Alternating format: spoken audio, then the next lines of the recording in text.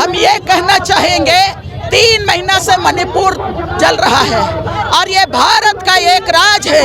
एक तरफ प्रधानमंत्री पूरे वर्ल्ड में इस भारत देश को विश्व गुरु बनाने की बात करते हुए डंका पीट रहे हैं और इसी मणिपुर में 3 महीना से जातीय हिंसा में मणिपुर जल रहा है।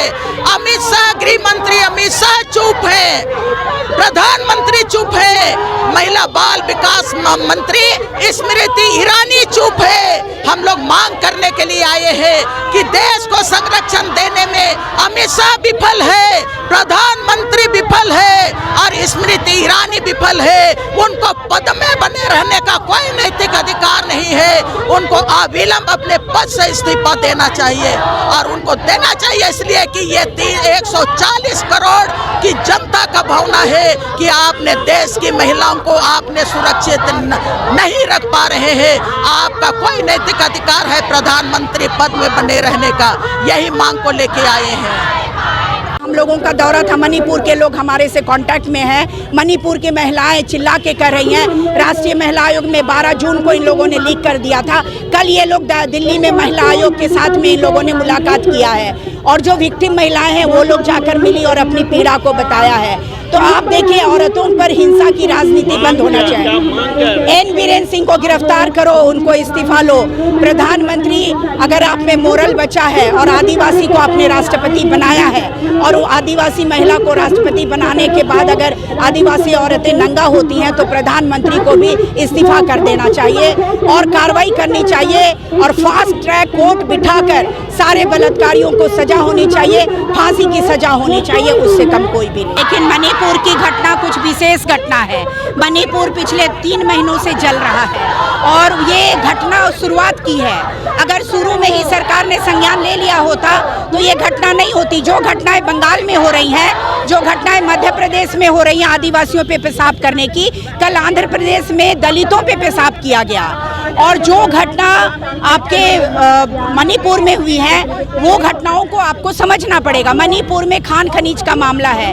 कुकी जो आदिवासी हैं, जो आदिवासी हैं वो पहाड़ों में रहते हैं, वहाँ कॉपर है, निकल है और बहुत सारे माइंस हैं। उस पर कब्जे के लिए इन लोगों ने 2015 में 3 बिल लाया था। लैंड रिफॉर्म का बिल, कस्टमरी लॉ में अमेंड करने का बिल और कुकी लोगों को पहाड़ से हटाने का बिल।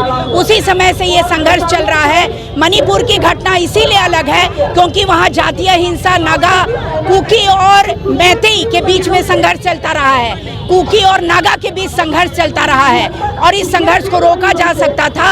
एन बीरेन सिंह का बयान निंदनीय है। राष्ट्रीय महिला आयोग को 12 जून को दिया गया। वो अगर उन लोगों ने संज्ञान लिया होता तो देश में उबाल नहीं आता। मैंने अभी कहा कि झारखंड में भी डायन बता के औरतों को नंगा किया जाता है, लेकिन ये एक प्रथागत मामला है और हजारों की भीड़ नहीं करती है ऐसा। पारिवारिक मामला होता है, अपने गोतिया के दुश्मनी निकालने के लिए यहाँ पर जातीय हिंसा करते हैं, डायन प्रथा में औरतों को नंगा घुमाते हैं। लेकिन मणिपुर की घटना जातीय हिंसा और 3 महीने से जल रहा है। वहाँ का एजेंडा अलग है। एन बीरेन सिंह को गिरफ्तार करना चाहिए, ST/SC एक्ट लगाना चाहिए और कुकी और मैतेई के बीच में शांति का वातावरण स्थापित करना चाहिए।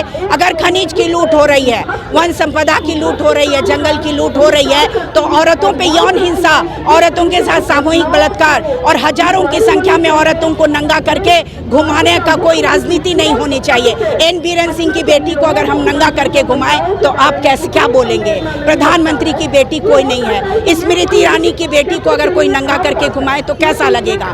तो आप खनिजों की लूट के लिए आप पॉलिसी लाइए। आप कॉर्पोरेट को जिस तरीके से कुकी लोगों की हत्या करके और पूरा पहाड़ खाली करवाना चाहते हैं और नहीं करते हैं वो आदिवासी, तो आप उनको नंगा करके आप घुमा रहे हैं। ये कहीं का न्याय नहीं है, ये कोई राजनीति नहीं है। अगर आप वोट लेते हैं तो आपने मतदाताओं को संस्कार भी डालिए कि कोई भी लड़ाई में औरतों को टारगेट ना करे। ये पूरे देश की राजनीति में ये बात आनी चाहिए कि कोई भी लड़ाई हो औरतों को टारगेट मत करिए, औरतों को कभी भी हिंसा का शिकार मत बनाइए। ये राजनीति नहीं होनी चाहिए। औरतों के साथ सामुदायिक बलात्कार नहीं होना चाहिए। आप क्रिश्चियन और हिंदू और क्रिश्चियन का मामला आपने बनाया है, क्योंकि वहाँ 90% जो है, पहाड़ है, उस पर रहते हैं, जहाँ कॉपर है, स्किल है। और ये लड़ाई बहुत साल से चल रही है, कई दशकों से चल रही है, ये आज की बात नहीं है।